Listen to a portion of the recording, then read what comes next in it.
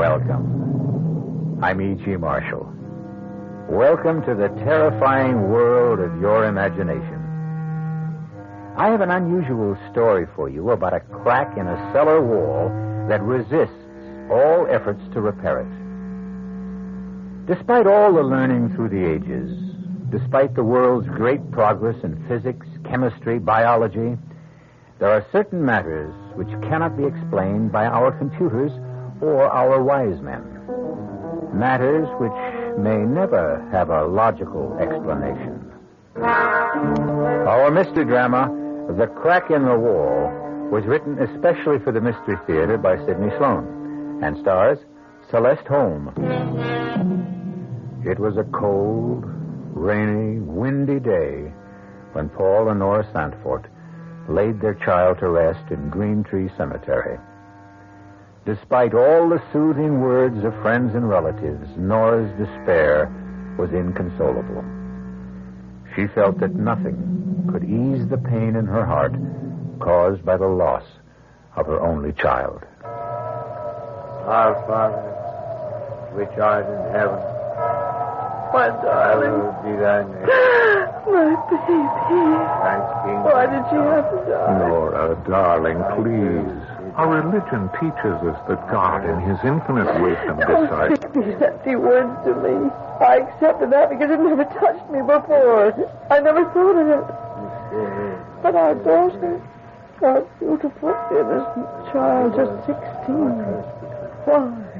One does not question these matters, Nora. I do question. For the first time in my life, I question. I would do anything. Anything to bring my Ruth back to this world. Nora, please. Now, you know that's impossible. Why? Why? Because our little girl, Ruth, is dead. Burnt to death. Nothing you can do or say or hope can change that.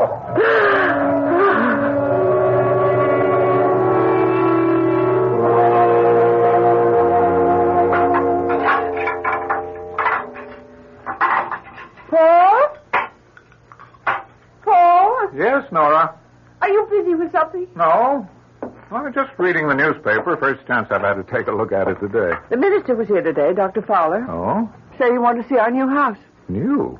This house is over 100 years old. Well, new for us, he meant. It was just an excuse to come here, actually. He wanted to know why I hadn't been to church in the last several months. What did you tell him? Oh, I don't know. It was awkward. I said I'd be back next Sunday. Made some excuse about not having felt well lately. Well, I'm glad. About my going back to church? Yes. But more important than that, it means that you're getting over this depression, getting out into the world again, beginning to forget. No. No, you're wrong, Paul. I'll never get over wanting my little girl back with me. I'll never forget. Please believe me, Nora. I loved Ruth, too. But I accept the fact that she's gone from us forever. I'll never accept that.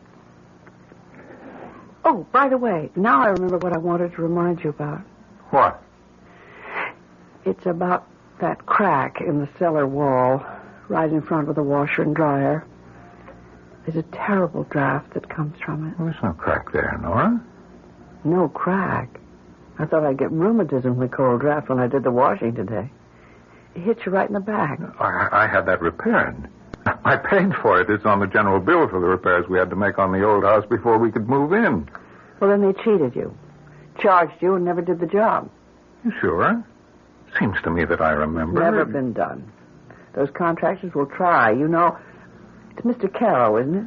His number's on the telephone stand. Why don't you call him? Oh, it's 7:30, Nora. Well, come to think of it, the only time I could possibly reach him would be at night. He'd be busy all day out on the job. Hello, Miss Carroll? Paul Sanford. I'm sorry to bother you, but one of the items on your bill to me for repairs on my house, item 28, repair crack in cellar wall, north side interior, $45.60. You never closed up that crack. You what? Hold on a minute. Nora, he says he supervised that item himself, mixed the cement for it. Well, just tell him that he's got it wrong. Mr. Carroll, My wife says the crack is still there. It hasn't been repaired. Okay, sometime tomorrow morning? Right, thank you. It's kind of funny. He said he's willing to bet $100 that he completed the work.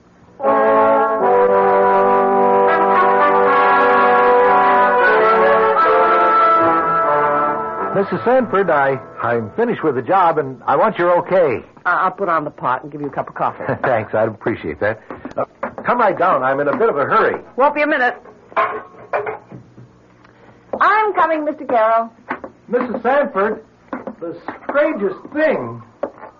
What did you say, Mr. Carroll? Look at that wall. Oh, dear. Another crack? No, it's not another crack. What? It's the same crack. I just filled it with cement. You couldn't have. It looks old and dry. Look at my hands. They're still covered with cement. Here are my tools, my trowel, my hammer and chisel. I could swear it was closed up not 5 minutes ago.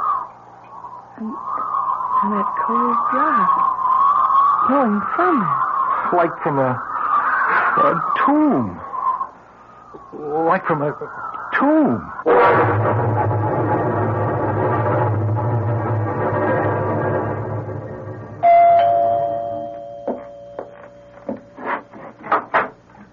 Oh, Mr. Sanford. Come in. Thank you, Dr. Fowler. Well, come into the study. We won't be disturbed there. Right this way. You sit down, won't you? Thank you.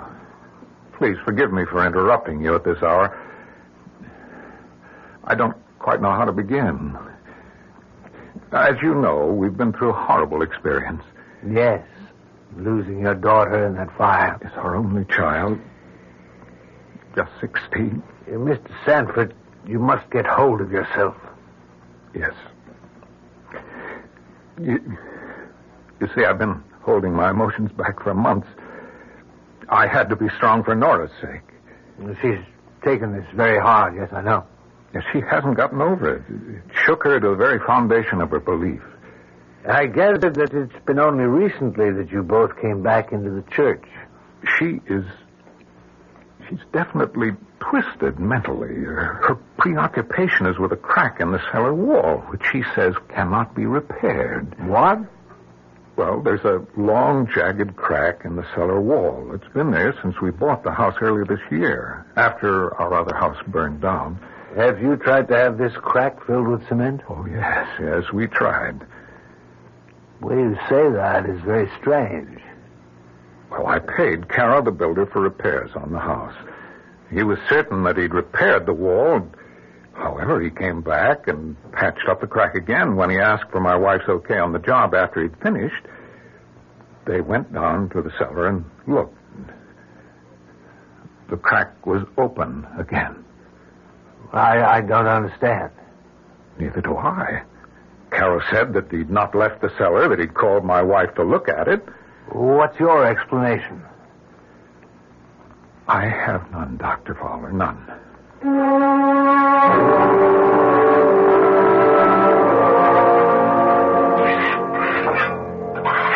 Is that you down in the cellar, Paul? Yes, Nora. I'm filling up the crack in the wall with cement.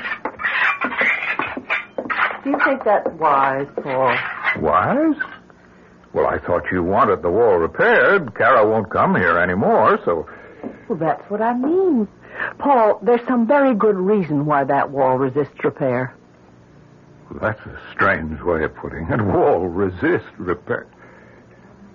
So you thought the wall had... I don't quite know how to put this. As though the wall had a will of its own? Nora, that's ridiculous. Is it? Mr. Carroll tried twice to fill that crack. He gave up. I know. I just received a check from him for $45.60, refunding the money I paid him for the job. Come on, let's go upstairs. This old cellar gives me the creeps. Paul! Look!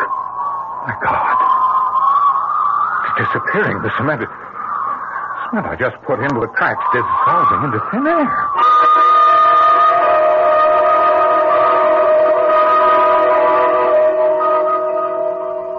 Mr. Edmund. I'm calling about this house you sold us. No, it's a good, solid old house. It's just that my wife isn't happy here. We're all alone, as you know. It just isn't right for us. Yes, I know. I'll have to take a loss if I change now, but I'm prepared for that. Okay, I'll see you tomorrow, around 5. Okay? Good. Goodbye, Mr. Edmonds. Paul, who was that on the phone? Oh, Nora, I called Mr. Edmonds. The real estate man? That's right. You're thinking of selling? Well, I thought you'd want to get out of here, too, Nora. Whatever gave you that idea? Now, that's a very strange attitude. Don't you know what this all means? No, I don't understand it. Frankly, it scares me. Ruth is trying to reach us. What are you talking about? It was just 2 days ago. I was lying in bed. You were sound asleep. I heard the clock chime 3. I felt something urging me to leave the bedroom and go down into the cellar. Nora, I've got to take you to a doctor. Paul, I'm not out of my mind. I tell you, our daughter is calling to me.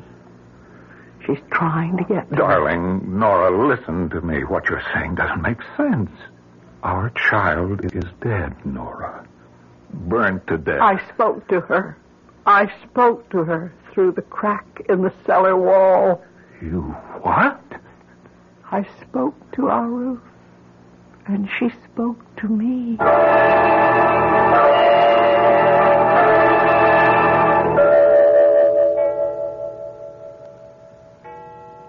Paul, wake up. Huh? Wake up. Nora, what time is it? Quiet. Now, do you hear? Hear what? She's calling to me. Our little girl. She wants us. She needs us. Nora, listen to me. You don't hear anything. You just think you hear because Listen. you want to hear. Listen. I don't hear anything. There it is again.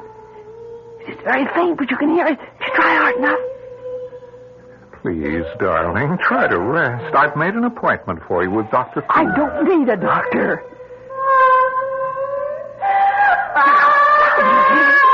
Who's calling me? Yes. Sounds like it's coming from... The cellar. I must go to her.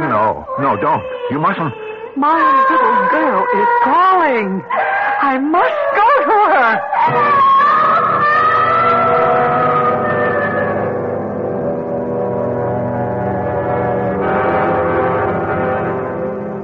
Was Ruth calling to her mother, or was Paul Santfort falling into the clouded supernatural obsession that controlled Nora's life?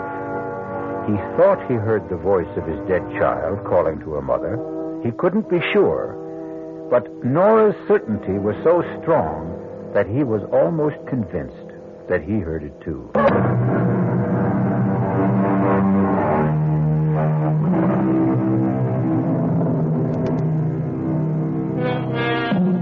Everything that Paul and Ruth Santfort believed in is being drained away. They are living in a nightmare of twisted emotions, pulled farther and farther from the normal life they had known into a tangled, dreamlike world in which they hear the voice of their dead child calling to them. You're not going down into that cellar, Nora. It was Ruth's voice calling. Are you coming with me, Paul, or shall I go down alone? Nora, please. Now, we're dreaming this. It isn't happening. I heard her voice. You said you heard it. She was calling to me for help. Are you coming with me, or shall I go alone? I'll come with you, dear. Just to prove to you that there's nothing there. Nothing. How could there be? I know there is something there. Come. Now, wait. Don't try to go down those steep cellar stairs in the dark. Turn on the light. It's out. It's not working. Here, let me try. Oh, I'm not going down there in the dark. There's some candles in the cupboard just outside the door. Get them. Well, candles won't do any good. Get them. I just remembered. I've got a flashlight in the kitchen table drawer. Hurry. Here we are. Now stay right behind me. I'll go first. Flash the light around. No, there's nothing. Nothing but that crack in the wall. Let's go back upstairs, Nora. Good evening. What? Who are you? Oh, I'm sorry if I frightened you. What? Who are you? What are you doing in our house? I am inspecting the wall that needs repair. And who are you? Why, I'm the helper. What are you talking about, helper? Whom are you helping? You? I don't like this, Paul. Please make him go away. If you want me to, I'll go.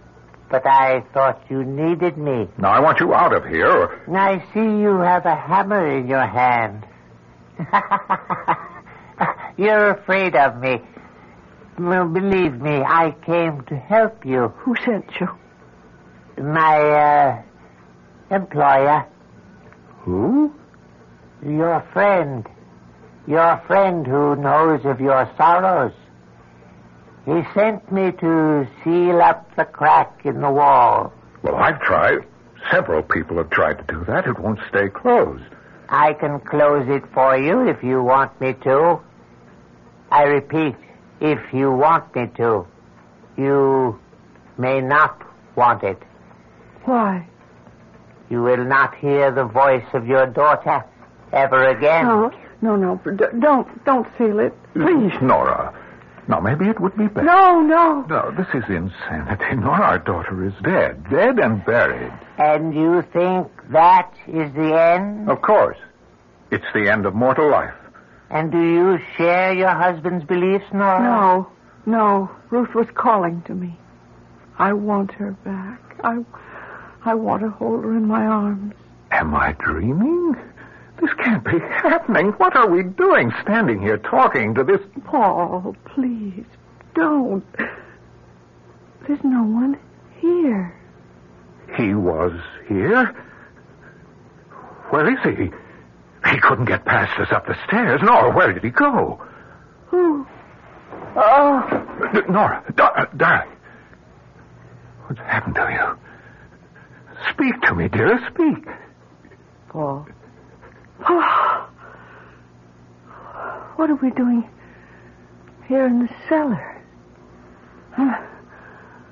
How did we get here?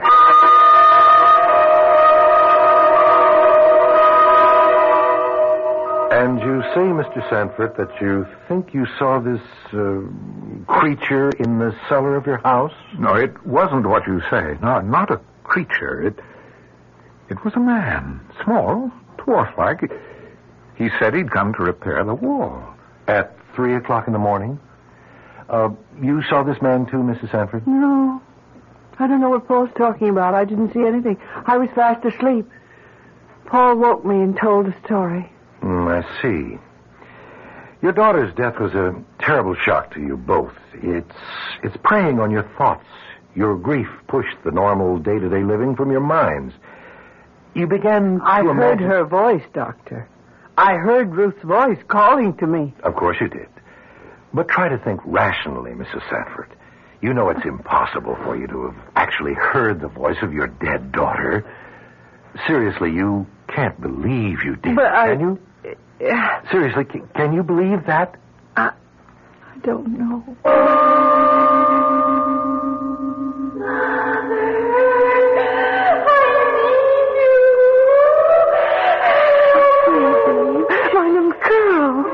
It's all so simple if you will recognize the true authority. Who are you? I am merely a conveyor of ideas, a messenger. Then you are sent by the devil? Perhaps. Perhaps I'm your friend. Call me the helper.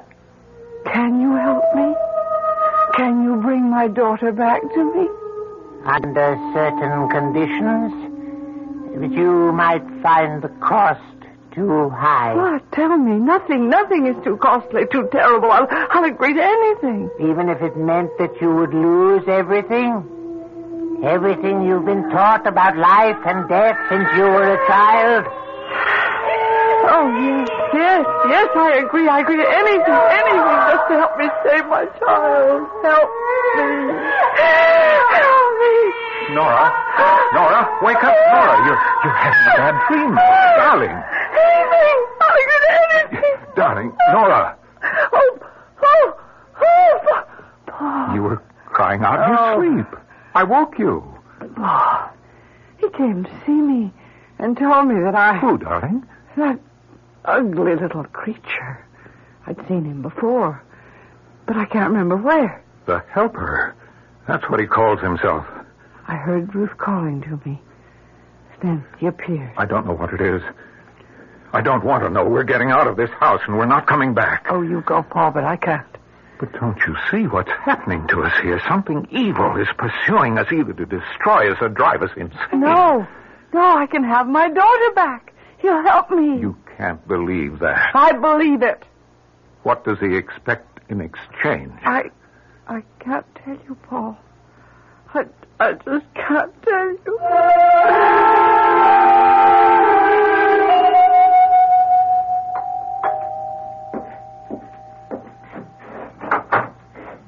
Oh, Dr. Fowler, right on time. Is Mrs. Sanford home? No. No, I called her sister and got her to make a date with Nora so she wouldn't be here. My work is suffering. We're not sleeping well. Nora's had terrible dreams, nightmares. You told your physician, Dr. Coombs? If anyone can help us, it's God. Dr. Fowler, we have seen the evil one. What? We have seen him. We have spoken with him. It's either the devil or one of his emissaries. He calls himself the Helper. My good man, in this enlightened age, when we speak of Satan, it is usually, what I mean to say is we think of the devil as the embodiment of all evil, but not as an actual being. I see. Well, Dr. Fowler, if you can't help us, we may have to go to someone who can. There are groups where they believe in the devil. Mr. Sanford, Paul, please understand. I cannot believe in the devil as being other than an abstract name for evil. If I can show him to you, will you believe me then? I saw him. I have seen the devil and the devil's work, and I'm frightened to death.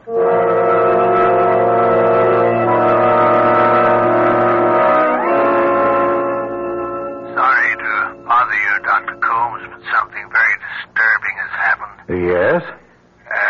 You know the two people I referred to you, the Sanfords? Yes? In your opinion, Dr. Coombs, would you say that they were insane? Well, I don't know, Dr. Fowler. The word insane is a legal one, not a medical one. Well, deranged and mentally ill. Well, I would say from a very cursory examination that they were both suffering from severe emotional stresses brought on by the untimely death of their only child. Well, would that explain their hallucinations? Hallucination? To put it bluntly, Doctor, they think they have been speaking with the devil. Have seen him, in fact. Not exactly a common delusion in this day and age. If they need medical help, they must come to me. I can't solicit... Yes, I realize that, Dr. Coombs. Perhaps a sanitarium would be the best place for them. They could be taken care of and have a change of scene to get over the grief that they feel. An excellent idea, Fowler, but who's going to commit them? Can you get them to commit themselves voluntarily? I don't know. I'll try.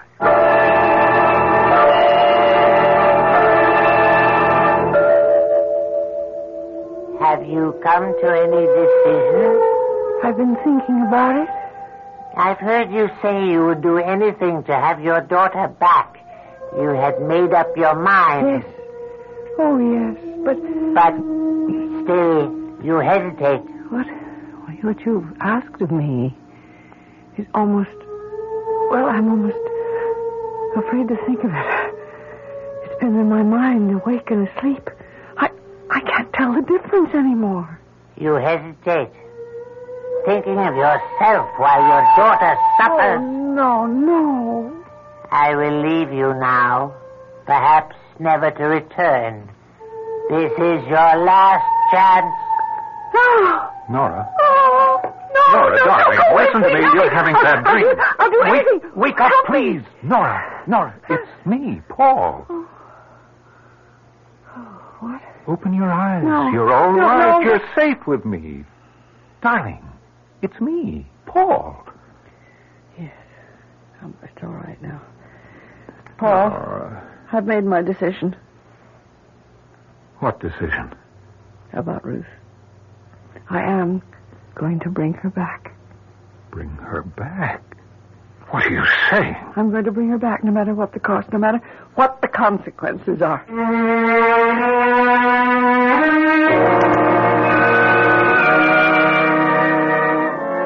Nora and Paul have come far along a tortuous, a frightening path.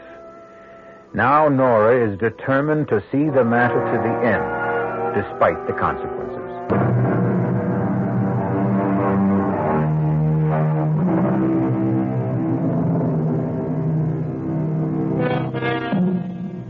Forces are tearing at the sanity of Paul and Nora Santfort. Nora's sleeping and waking worlds are so much the same that she can no longer differentiate between them. In her thoughts, in her ears, are the words of her dead daughter calling to her for help. Paul thinks he has heard the child, too, but is uncertain. He is not sure whether or not it is the driving influence of his wife's obsession or what he has actually heard and seen himself. I don't know, Doctor. I don't know anymore. Everything is so confused. I want you to sign commitment papers for your wife. You mean put her in... In a good sanitarium, in a place where she'll be safe and receive the proper treatment for her problems. I don't know. I don't think she's crazy. You're not in any condition to judge her mental health, Mr. Sanford. What do you mean? Oh, well, I'm asking you to make a difficult decision. I'm also asking you to commit yourself.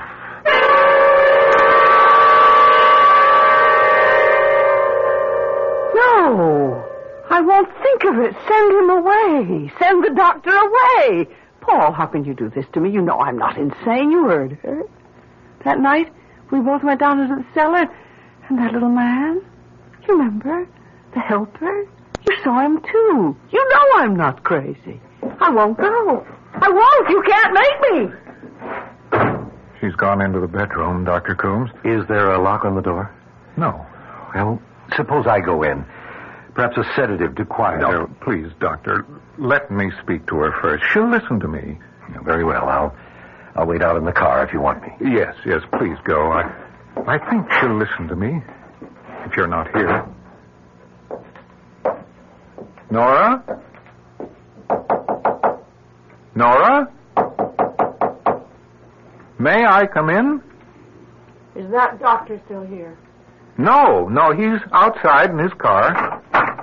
Paul, how could you do this to me? Deceive me, try to put me away. But I explained everything to you. I will never consent. I'm going with you, dear. I'm going in, too. What? Why? Paul, why do you want to do such a thing? Because I'm frightened. I've never been afraid in my life before, but this is all beyond me, beyond any rational explanation. And you think you'll be away from your fear in that place? Oh, Paul, I'm not out of my mind, and neither are you. How much longer can we stand this? Listen to me. What? I can tell you. Only you. What? I've made a pact with the helper. Oh, Nora. He has given me the power to bring Ruth back. You don't know what you're saying. Oh, yes, I did. That's impossible. Now, don't be foolish. Don't tell anyone else what you've told me. Now, you think I'm insane, too, don't you? Well, I don't know what to think. He has given me 2 wishes. 2 wishes? Yes. He said that I would need 2. Actually, all I need is 1. to bring my dear child back. Yes. Yes, Nora, of course. Now, I want you to do something for me. What? Don't fight me now. Go along with me for a little while. Perhaps this nightmare will stop. We'll be able to get out when we want to. I have the doctor's promise. Can you trust him? Yes, darling. Since we're committing ourselves, we can get ourselves released merely by asking to be released. And our poor tortured child? Who will be here to hear her call? Who will be here to comfort her, Paul? We're running away. Deserting her. Darling Nora, our Ruth will be with us always, no matter where we are.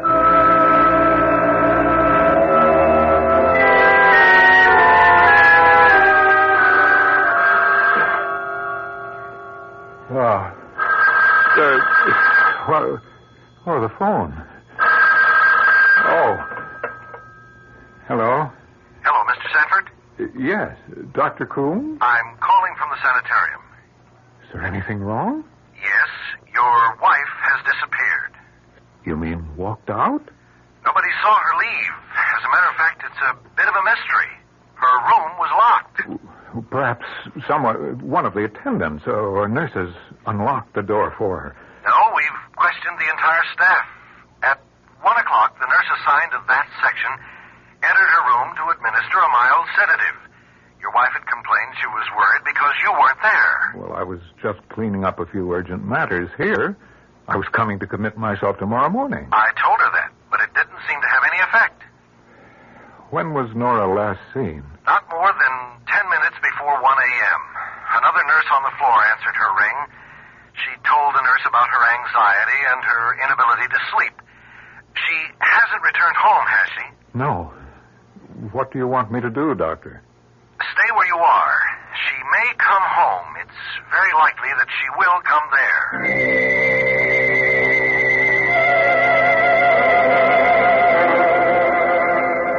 Emily, I'm sorry to be calling you at this hour, but Nora has disappeared. She walked out of the hospital.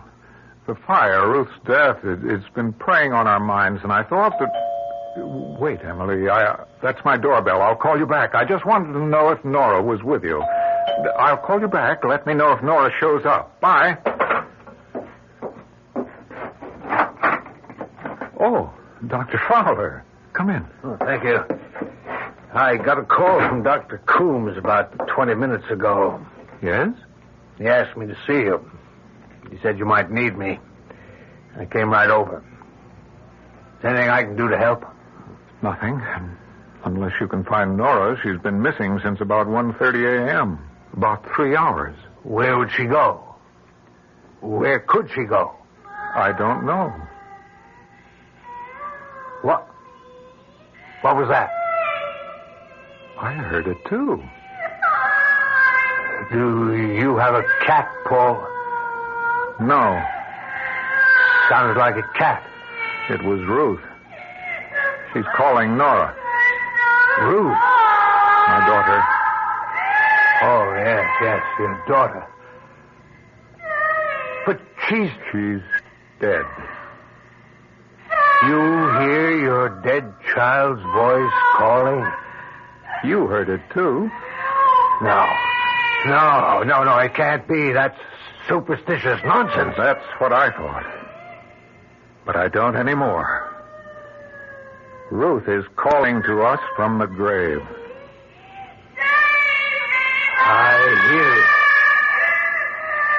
I hear it.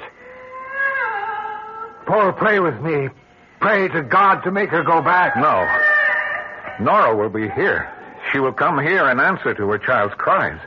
Her mother's love is so strong that Ruth's outstretched hand will reach across the void of death and touch the hand of her mother.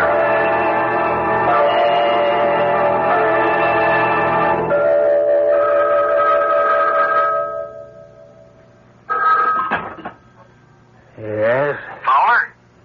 Yes? I thought you were going to report back to me. I've just been through the most shattering experience of my life. You saw Mrs. Sanford? No. I'm not a superstitious man, Dr. Coombs, but I heard The voice of Ruth Sanford calling to her mother from the grave.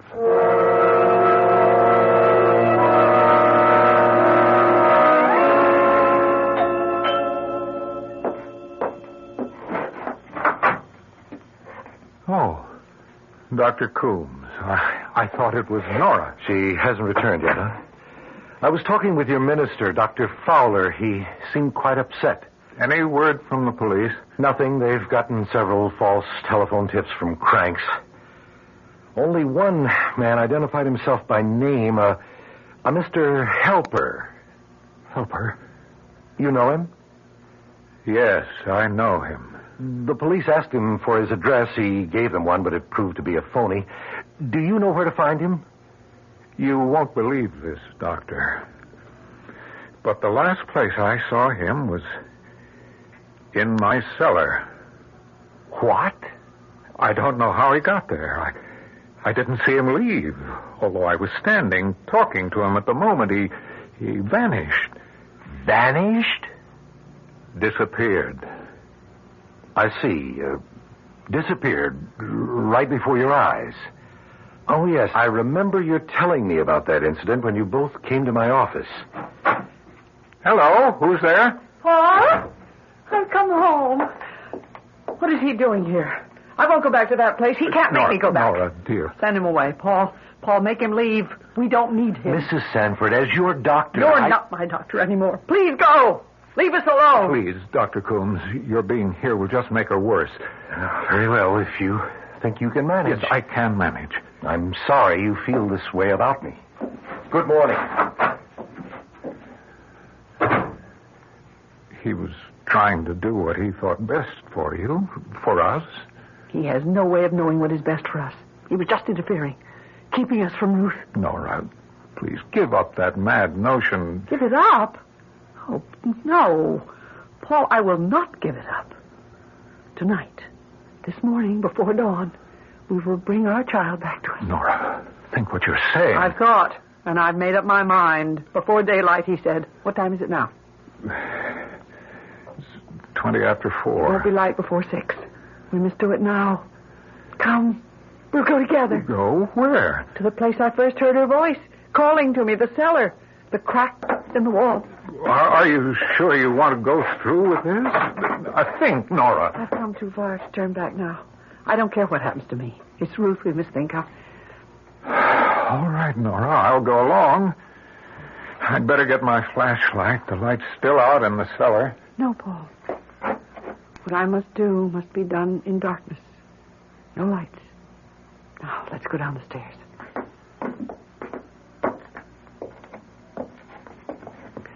Now, Paul, don't say anything. I must ask for her life from the Master. Oh, Master, listen to my plea. I have paid dearly for this doing. Heed my request and grant it to me in payment. I fear your presence, Master, but I implore you, grant my wish. I wish my daughter were alive and with me now. My daughter, please give me back my daughter. Ruth, where are you? Come to me.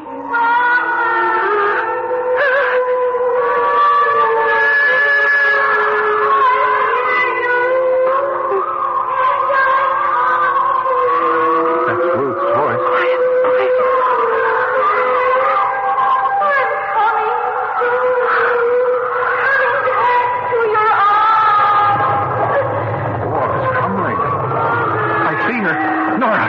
I see. Oh, my God.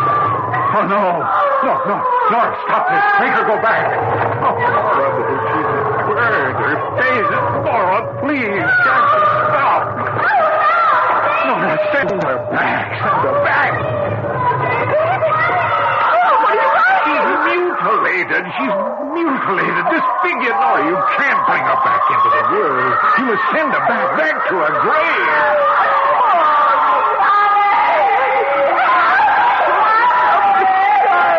too cruel to bring her back, too terrible. How can I do it? He gave you 2 wishes. He said that you'd need the second. Now I know what he means. Nora. Yes. I wish my dear daughter were dead and back in her grave.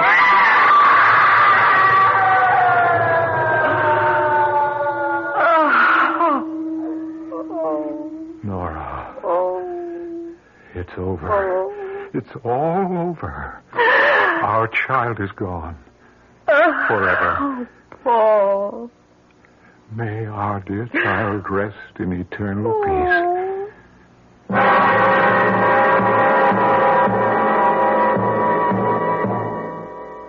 And so Paul and Nora were left to pick up the fragments of their lives and go on. Strangely enough, the crack in the cellar wall was finally closed, and no human hand had a part in its repair. Our cast included Celeste Holm, Wes Addy, Robert Maxwell, Robert Dryden, and Ann Costello. The entire production was under the direction of Hyman Brown. This is E.G. Marshall inviting you to return to our Mystery Theater for another adventure in the macabre. Until next time, pleasant dreams.